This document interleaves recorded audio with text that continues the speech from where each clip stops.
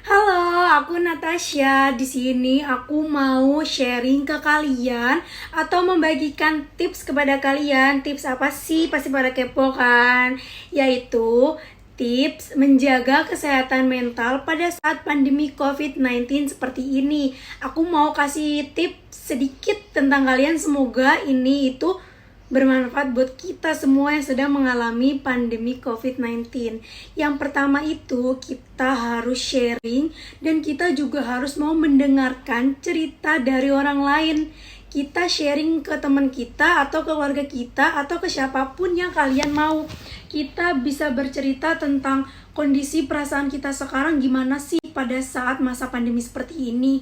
Nah, tapi kita juga harus mau mendengarkan balik ketika orang tersebut cerita ke kita. Itu solusi yang terbaik sih. Terus yang kedua, tips dari aku itu adalah tips yang kedua dari aku adalah kita harus tetap menjaga komunikasi dengan orang-orang yang kita sayangi.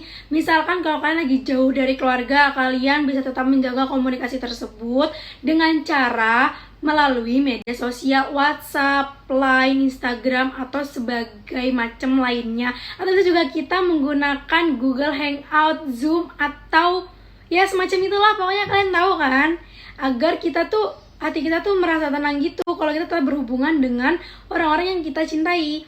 Yang ketiga, tips dari aku itu adalah kurangi panik. Kurangi panik, kita itu cukup dengan cuci tangan aja.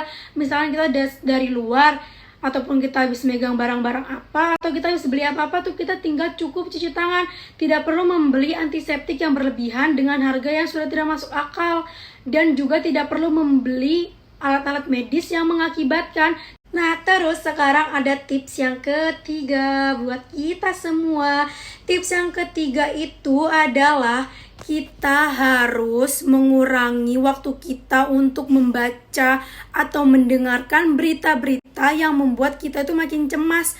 Contohnya kayak di berita kan suka banyak tuh pasien COVID-19 bertambah sekian ribu, terus yang positif 19 juga bertambah sekian ribu.